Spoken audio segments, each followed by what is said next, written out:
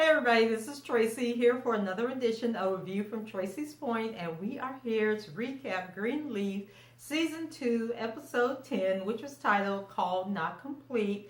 And if you are wondering why I have the same clothes on, it is because I am doing a Greenleaf recap marathon. So I was so over Greenleaf when this show came back. I said, dang it, I ain't watching it no more. But I got it together. We are in the midst of Hurricane Irma. I ain't got nothing else to do. So, well, actually, I do have a lot to do. I should be out there cleaning up my yard, getting all my patio furniture and all that stuff in, and putting these sandbags down that I done went over and picked up. And, you know, I actually think I'm going to do a recap about, well, not a recap, but do a video about preparing for a hurricane and how they have us out here doing all this stuff that really don't make no sense in the full scheme of things. But I'll do that recap I'll do that video when I get through getting caught up on like these 100 recaps that I'm gonna try and get in today. So that's why you will see me with the same clothes on.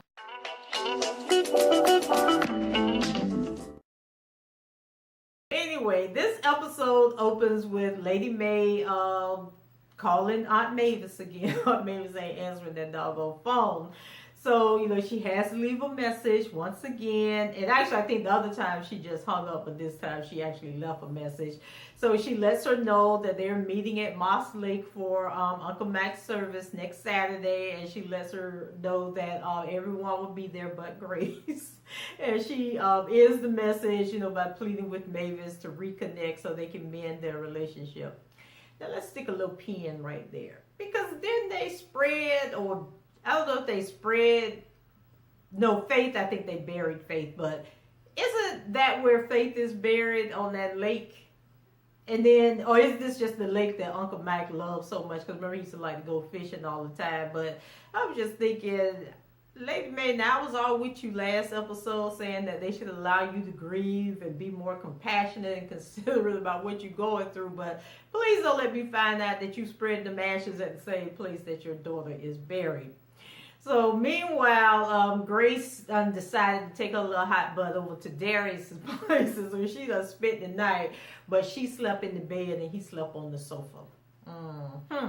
So, you know, she don't want to be talked about. But we know you scandalous, Grace, because Sophia's dad, I don't think you were married to. And if you were married to him, y'all divorced now. Then you got your little hot butt over there on your mama and daddy property and then slept with Noah, who done rolled out and we ain't heard from since he left. Because they be dropping people off of these shows left and right. Remember back in the day, if you went upstairs, you never came back down. Now you be on one episode and then you going to Dubai, you going to Denver, you going to, like, these shows be coming up with some places to be sending folks. So Grace notices that Darius is responding to an email or something. So the two of them get to talking, and we learn that a friend of his has offered him a job in New York, and he lets Grace know that he's pondering over whether or not to take it. And, you know, but he's also considering, but he hasn't considered Grace's feelings about it, you know, so that kind of made Grace feel some kind of way. But dang,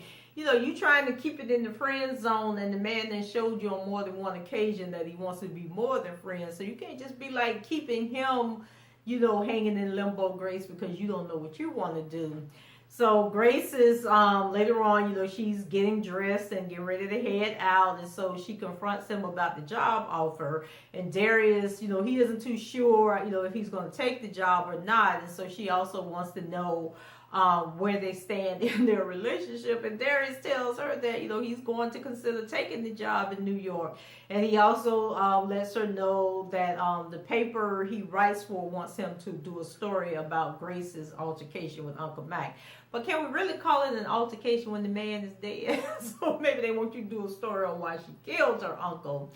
And so, you know, Darius lets her know that you won't go on record, and I accept that, you know, but I can't get no Nikki, and you got all this drama going on over there at Calvary and in y'all life, and like I could be the one Pulitzer Prize with all the foolishness going on in the Greenleaf family. So if I ain't getting nothing out this deal, I'm going on to New York. So despite all this, Grace still thanks him for allowing her to sleep over at his place so she can get a good night's sleep. Later on, Darius and Grace, they're doing like a video chat, and he lets her know that he's really contemplating taking the job in New York. And so, Grace says, well, you should take it if that's what you want to do. So Darius, says that Grace could end up in New York, after Sophia graduates, and, they can start this new life together. So Grace said, I think about it. So then Grace meets with Charity for coffee and asks her, if she wants to go over to Jacob's house with her because he was planning to go visit. So Grace lets her know that, she wants to talk to Jacob about preaching across the street from Calvary. Because y'all know Jacob out there in that field preaching to the homeless people. And so I say, Jacob, they just be doing you so wrong on this show. But, so Charity lets her know, yeah, I'll go ride over there with you. Because Jacob know he out of order and he shouldn't be, across the street from Calvary preaching in that field, embarrassing the family like that. So they make it over to Jacob's house. And so Jacob and Carissa, they're thankful for the food that Grace and Charity brought over. Like, dang, Carissa, they just rolled up at your house with the food and all, like didn't give you the opportunity to cook dinner or anything. But so they make small talk over Grace's recovery and Charity's time in Nashville in the studio. So then Carissa asks Grace if she's getting therapy. So Grace says that she doesn't need it. So Charity, she begins to break down, when she talks about Kevin, because they ask her, well, where's Kevin? What's up with Kevin? Zora left the table because she was sitting there eating with him, and she went to her room. So now the grown folks get to have real grown folks talk, and the conversation kind of went left. So then Jacob and Carissa, they want to know the truth about what's going on with Kevin. So Charity comes out and says that Kevin is gay.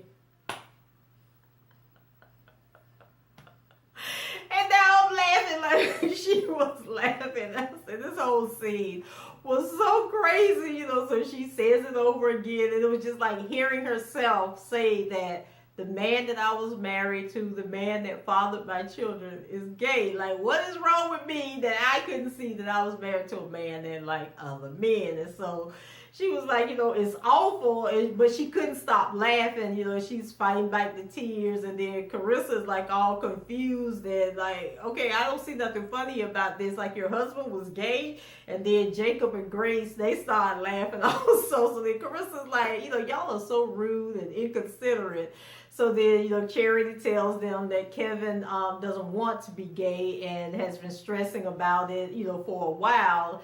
And then Jacob asks, why they came over. Like, did y'all come over and tell us that Kevin was gay? What's going on? So then, Grace took advantage of that opportunity, to jump right in and question him about, how long is he going to keep up the street preaching across the street from Calvary? So I was like, just get to the point, Grace. Just tell him what you really think about his street ministry he got going on. And then, of course, Carissa wanna stand by her man, and defends Jacob and says that the reason he's out there doing that street ministry is because Grace came by. So Grace is like, don't put that on me. I ain't got nothing to do with that. And, she didn't make Jacob leave that church, and she didn't tell Dad to put Jacob out the church. And so then Carissa was like, no, but you made it impossible to stay. I was like, whoa, okay, go ahead, Carissa, high five, tell Grace about herself. So then Jacob insists that, God has given him a message to preach, and Grace tells him to take her job. And he won't preach, going back over there to Calvary in her position. So then Charity jumps in, and so she's like, Grace, what would you do if Jacob takes the job? Like, where you going? You finna run out on us again? And so, Grace let them know that she might be going to New York. So then all three of them started, looking at her like, here you go again. You come riding in, disrupt all our lives, and now you get ready to pack up and leave again because things ain't got too hot for you. So then Jacob was like, God doesn't want me to preach on Sunday to pay the electric bills. Okay, well, somebody got to pay bills.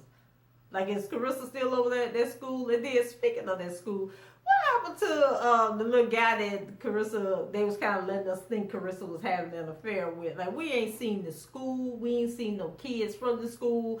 We ain't seen none of the people that work at the school. And this is what I hate about these shows nowadays, that they be so busy trying to bring the drama that they're losing the storytelling ability and the ability to keep everything together. They just jumping and jumping and jumping and jumping, and then it just kind of makes the show look a little scattered. And anyway, we'll move on. So then Grace tells Jacob that you can't just go desert the family, and Carissa was like, sort of like you did, Grace. The pot calling the kettle black, so of course Grace got all up in her feelings, and defends her choice to leave the first time. And she's like, I was 18 years old, you don't know what you're talking about. Then Jacob let her know that he is standing his ground about not going back to Caravan, so she can just shut up with that foolishness. So then they get back home, and Charity, she starts talking to Grace about, how she's planning on leaving again. And so she's like, Grace, you're leaving again. Jacob never had that chance. You're the only one. You were gone for 20 years, and you want to accuse Jacob of deserting the family. Like, what did you do? Like, what do you call what you're doing? So I was like, boy, I tell you, Miss Charity didn't got a voice, because remember the first half of season 1, Charity wasn't even allowed to speak, but now she just telling people what she really thinks. So then Charity, lets Grace know that it's her turn to put the family first, so everybody else can live, because they've been suffocated and held down, living in that doggone mansion with their parents, like grown-ups, married with children, and they still living in their mom and dad's house, and it's their time to live. So Grace, later on, Grace sits down with Darius, for the interview about the incident with Uncle Mike.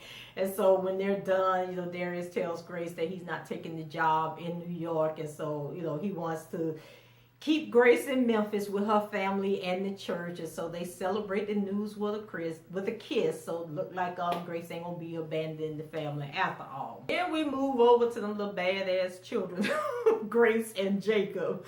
So Zora and, well, not Sophia. Sophia is a sweetheart. So Zora and Sophia are bowling with Sophia's boyfriend and one of his friends, because remember Zora said she needs a new boyfriend.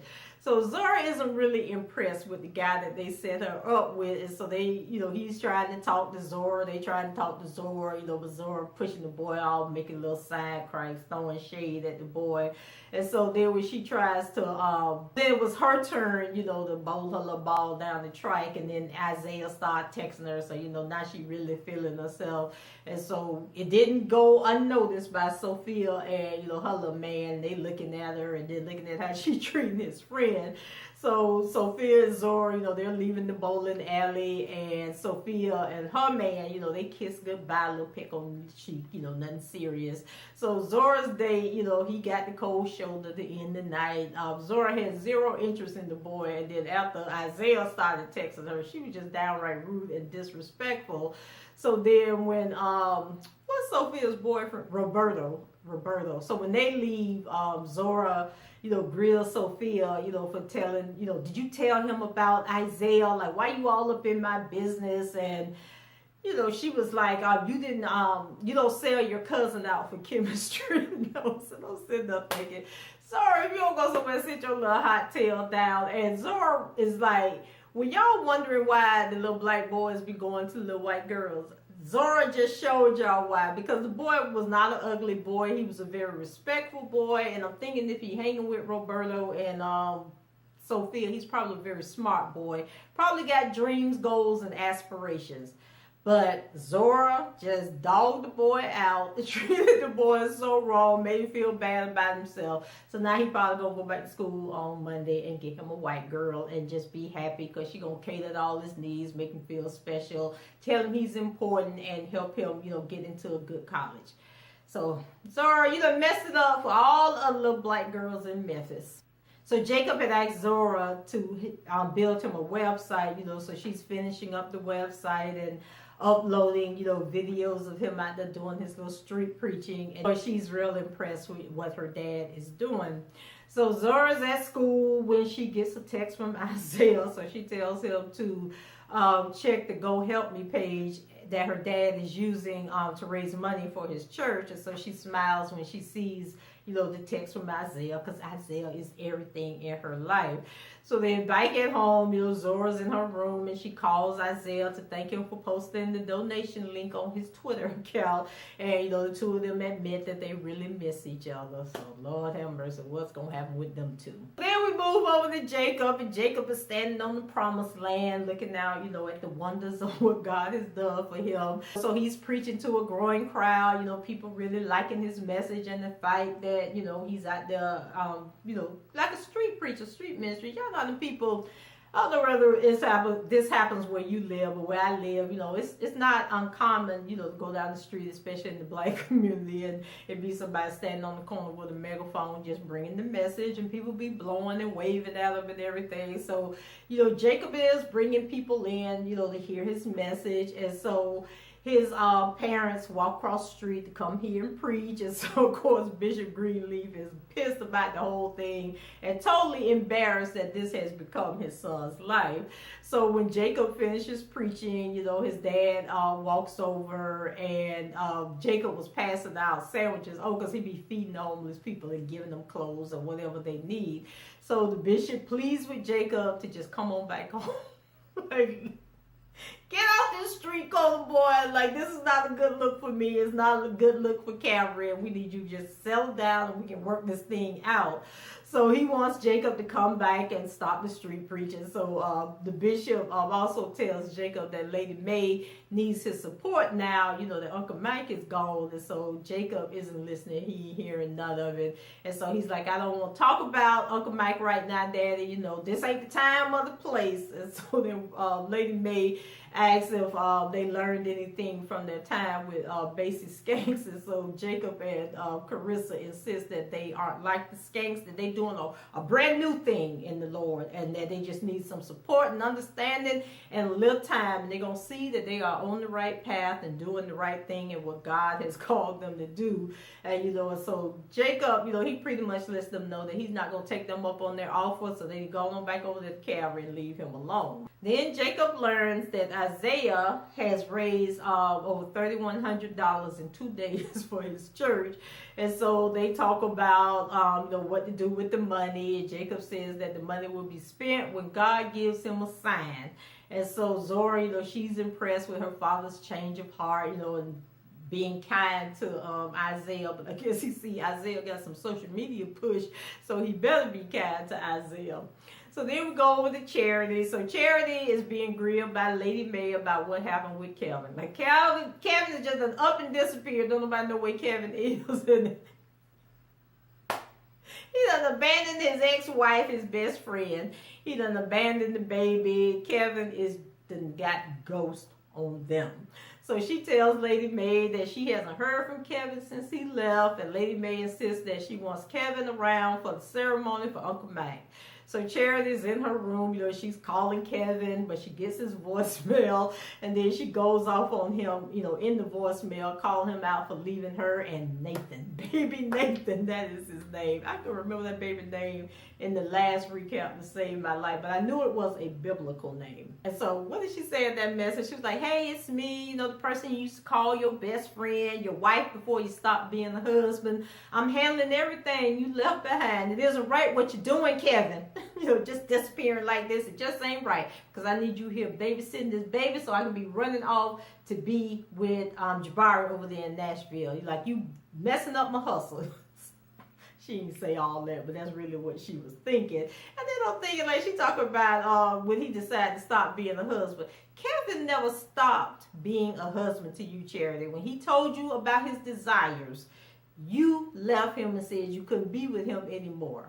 And Kevin hadn't slept. At that point, Kevin hadn't slept with no man. He hadn't gotten the true experience of what being a gay man meant. So he was fighting that urge. He was sacrificing all of that for you, Charity. So for you to call that man and leave that message and tell him that he stopped being a husband when you were the one that stopped being a wife was dead wrong. So then Charity, she's sitting there rocking baby Nathan to sleep, when she runs into Aaron. I'm like, why is Aaron still there? Then he said in the last episode that he was leaving.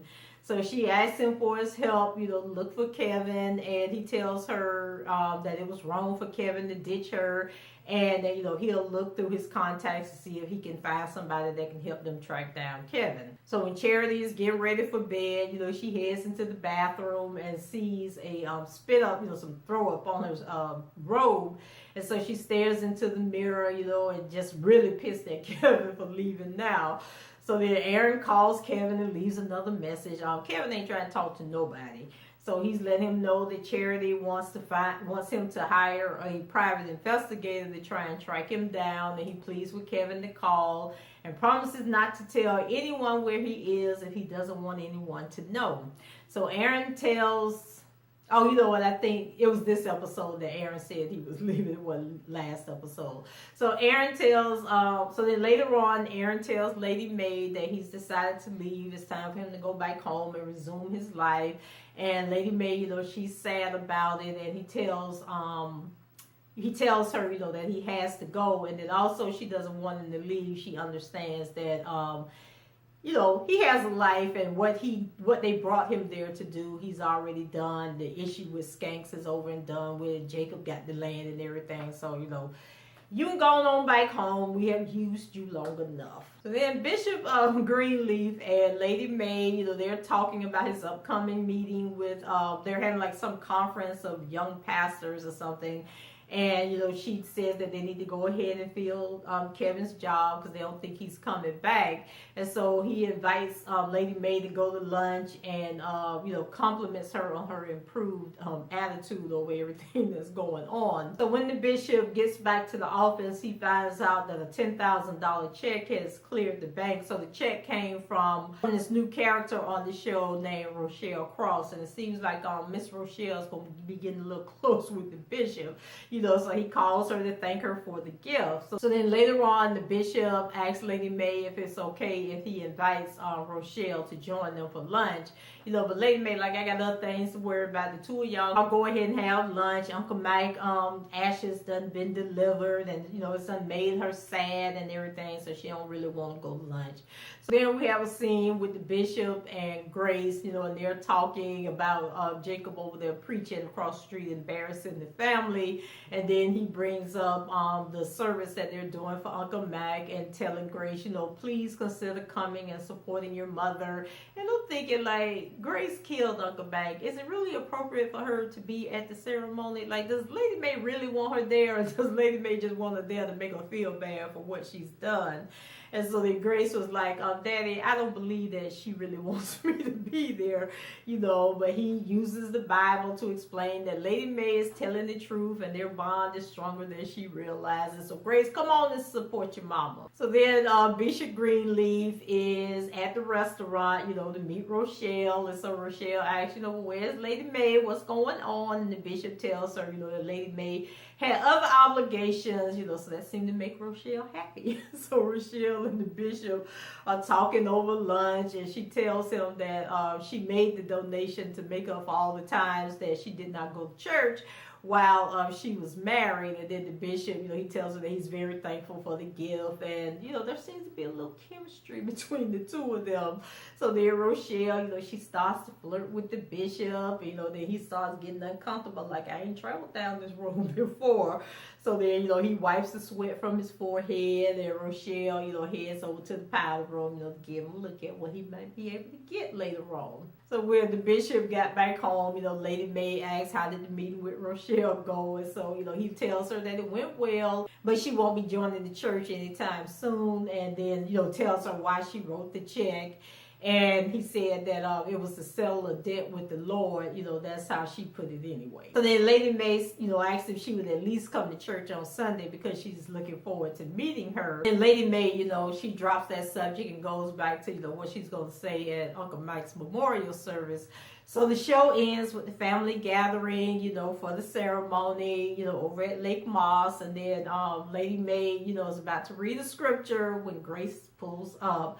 And so this moves Lady Mae, to go over and embrace Grace. So it was a little tender moment. She tells Grace, I'm so glad you came, baby.